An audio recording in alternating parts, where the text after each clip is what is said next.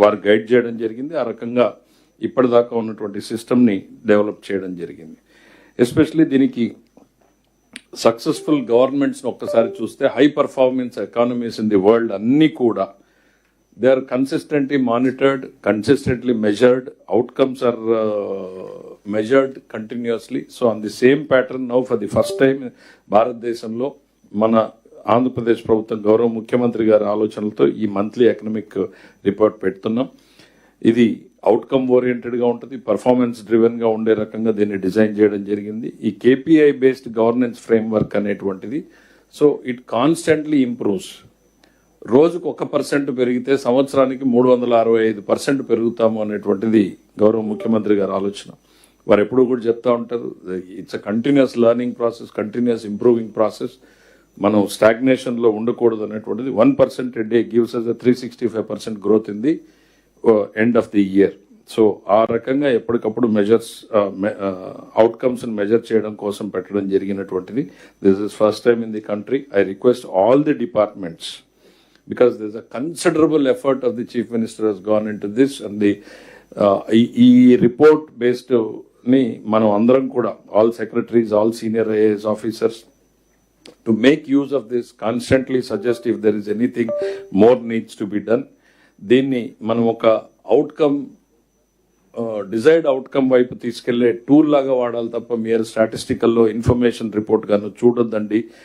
Let us fully utilize this report in achieving the Vision 2047. Thank you, sir.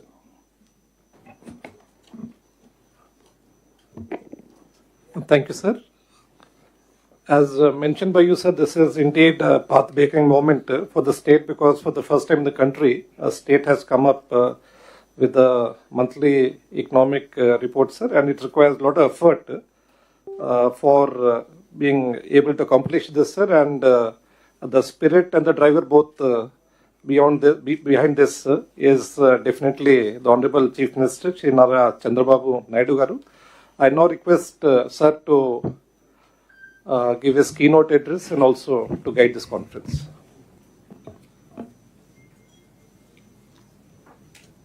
గౌరవ సహచర మంత్రివర్గ సభ్యులు, గౌరవ సెక్రటరీస్ అందరికీ, చీఫ్ సెక్రటరీ గారు and head of the departments and friends, ఈరోజు మనం సిస్టమ్స్ అన్నీ కూడా ఎక్కడికక్కడ స్ట్రెంగ్తన్ చేస్తూ వస్తున్నాం. 2 సంవత్సరాల కంటే ముందు మేము ప్రజల్లోకి వెళ్ళి మ్యాండేట్ అడిగాం, ఇవన్నీ చేస్తాం, సంక్షేమం, అభివృద్ధి, సుపరిపాలన, ఈ 3 కేంద్రంగా చేసుకుని పాలన చేస్తామని హామీ ఇచ్చాం. 57% మ్యాండేట్ ఇచ్చారు. ఇది అనూహ్యం. First time in the history of Andhra Pradesh. వేరే రాష్ట్రాల్లో కూడా ఇటీవల ఇంత పెద్ద మ్యాండేట్ ఎప్పుడు రాలేదు. అయితే దానికి కారణం కూడా మీరు చూస్తే 1924 అనేక సమస్యలు, అనేక ఇబ్బందులు, అదే మరిగా వ్యవస్థలన్నీ కూడా చిన్నాభిన్నం అయిపోయినాయి, చాలా సమస్యలు వచ్చాయి. నేను 4వ ముఖ్యమంత్రి అయిన తర్వాత నాకే అంతుబట్టినటువంటి అఘాతం. మా ఫైనాన్స్ సెక్రటరీ గారైతే మొదటి నుంచి సార్ ఇది సాధ్యం కాదనే స్టార్ట్ చేసేవారు. అక్కడి నుంచే స్టార్ట్ చేశాం. ఆ రోజు మేము చాలా హామీలు ఇచ్చాం. సంక్షేమం సుజావుగా చేస్తాం, టైం బౌండ్ ప్రోగ్రాం ఉంటుంది, క్యాలెండర్ కూడా ఉంటుంది. అదే సమయంలో అభివృద్ధి మళ్లీ ఘాట్లో పెడతామని చెప్పాం. ఎవరికి ఇబ్బంది లేని సుపరిపాలన అని చెప్పి హామీ ఇచ్చాం. ఈ హామీలన్నీ గుర్తుపెట్టుకుని 2 ఏళ్లు మనందరం సమిష్టిగా పనిచేశాం. గవర్నమెంట్ ఒక పాలసీ తీసుకొస్తే దాన్ని క్షేత్రస్థాయిలో అమలు చేసింది యంత్రాంగం అమలు చేశారు. ప్రతి రంగంలో, ప్రతి ప్రాంతంలో మార్పు తేవడానికి ప్రయత్నం చేస్తున్నాం. కొన్ని మార్పులు వచ్చాయి, ఇంకా ప్రయత్నం చేస్తూనే ఉన్నాం. ఇంకొక పక్కన ఎప్పటికప్పుడు అడ్మినిస్ట్రేషన్ మనం చేసుకుంటూ పోవడం కాకుండా ఇలాంటి మీటింగ్స్ లో చర్చలు కూడా జరగాలి. బ్రెయిన్ స్టార్మింగ్ కూడా చేసుకోవాల్సిన అవసరం ఉంది. ప్రతి డిపార్ట్మెంట్ మీరు ఎక్కడున్నారో కూడా అనలైజ్ చేసుకోవడం. ఈరోజు కొత్త సిస్టమ్స్ మీరు చూస్తే every month there is SIPC meeting. అధికార యంత్రాంగం వచ్చిన పెట్టుబడులన్నీ అనలైజ్ చేసి ఫైనలైజ్ చేస్తారు. అది అయిన తర్వాత ఎస్ఐపిబి మీటింగ్. చీఫ్ మినిస్టర్ కూడా ఉండి మంత్రులుండి ఎస్ఐపిబి మీటింగ్ లో ఏ ప్రపోజల్స్ వచ్చాయో అవన్నీ ఫైనలైజ్ చేస్తాం. Monthly twice cabinet meetings. 2 సార్లు ఏ ప్రపోజల్ కూడా టైం లేకుండానో లేకపోతే డిలే కావడానికి వీలు లేకుండా ఎవ్రీ మంత్ 2 క్యాబినెట్ మీటింగ్స్ తీసుకొస్తున్నాం. ఏ ప్రపోజల్స్ వచ్చినా ఆటోమేటిక్ గా క్లియర్ చేసుకుంటూ ముందుకు పోతున్నాం. ఇంకొక పక్కన సమాయత్తం చేయడానికి అడ్మినిస్ట్రేషన్ ని once in 3 months collectors conference పెట్టాం. జిఎస్టిపి క్యాలిక్యులేట్ చేశాం.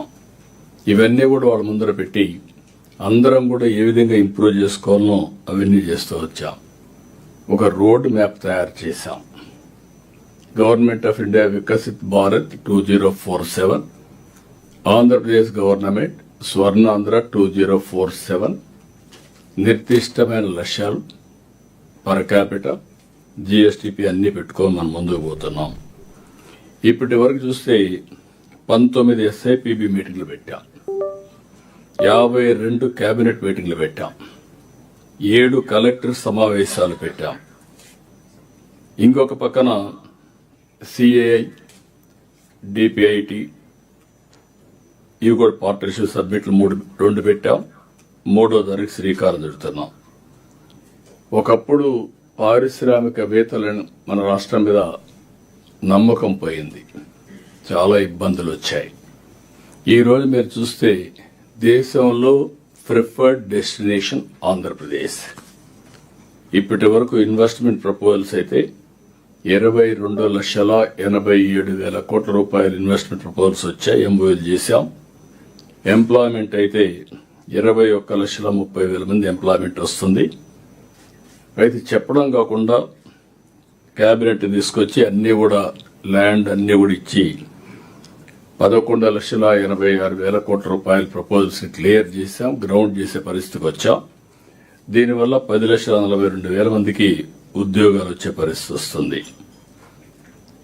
ఇక్కడి నుంచి ఏ ప్రాజెక్టు కూడా ఏదో చెప్పేసి వదిలిపెట్టడం కాకుండా మనకుండే వనరులన్నీ సమర్థవంతంగా ఉపయోగించుకోవడానికి మీరు చూస్తే మన దగ్గర ఒకప్పుడు అగ్రేరియన్ స్టేట్, ఇప్పుడు ఇండస్ట్రీ సర్వీస్ సెక్టర్కి ఎక్కువ ముందుకు పోతున్నాం. ఇంకొక పక్కన ఇక్కడ చాలా వరకు అనేక పంటల్లో కూడా మనం మార్పులు తీసుకొచ్చాం, ఇంకా మళ్ళీ తీసుకురావాల్సిన అవసరం ఉంది. రాయలసీమ హార్టికల్చర్, ఈ ప్రాంతంలో ఆక్వాకల్చర్, కమర్షియల్ పంటలు. ఇంకొక పక్కన మనం చూస్తే పామ్ ఆయిల్, దాంట్లో ఇంటర్ కల్టివేషన్, కోకో ఇలాంటివన్నీ కూడా తీసుకొచ్చాం. ఇక్కడ బోలెడన్ని ఆపర్చునిటీస్ ఉన్నాయి అగ్రో ప్రాసెసింగ్ కి, వాల్యూ అడిషన్ కి. ఇది కూడా మనం వర్కౌట్ చేసుకోవాల్సిన అవసరం ఉంది. మన దగ్గర మినరల్ వెల్త్, మంగంపేటలో వెరైటీస్ గాని, కడపలో లైమ్ స్టోన్ గాని, యురేనియం, విశాఖ ఏజెన్సీలో bauxite, Chemakurthi Galaxy granite, even కుప్పంలో గ్రీన్ గ్రెనైట్, శ్రీకాకుళంలో బ్లూ గ్రెనైట్, గూడూరులో మైకా, నెల్లూరులో సిలికా, బీచ్ శాండ్ ఇవన్నీ ఉండే పరిస్థితి వచ్చింది. ఇప్పుడు రేర్ ఎర్త్ మినరల్స్ కూడా వెళ్తున్నాం. ఫస్ట్ టైం వాల్యూ అడిషన్కి వెళ్తున్నాం. ఇక్కడ నేను ఎందుకు ఇవన్నీ మీ అందరికీ చెప్తున్నానంటే ఇది మనందరి సమిష్టి బాధ్యత. వాళ్ళ డిపార్ట్మెంట్లో వాళ్ళు పర్ఫెక్ట్ గా చేయడమే కాకుండా సమన్వయం చేసుకోవాల్సిన డిపార్ట్మెంట్లో సమన్వయం చేసుకోవడం, ఇంకొక పక్క సమన్వయం చేసుకోవడమే కాకుండా ఎక్కడికక్కడ మీకు ఆలోచనలు, మంచి ఆలోచనలు వస్తే ఇలాంటి మీటింగ్లో మీ ఆలోచన కూడా ఇవ్వగలిగితే దాన్ని కూడా ముందుకు తీసుకుపోయే పరిస్థితి వస్తుంది. ఇంకొక పక్కన ఈ అన్నిటి కూడా నేను ఒకసారి ఆలోచిస్తే ఇన్నోవేషన్ బ్లైండ్ గా చేయడం కాదు. ఈరోజు కొన్ని ప్రజెంటేషన్ చేస్తారు, అందులోనే వినూత్నంగా డిఫరెంట్ గా చేస్తే వాల్యూ అడిషన్ ఏ విధంగా వస్తుంది, ప్రజలకి బెటర్ లివింగ్ స్టాండర్డ్సే కాకుండా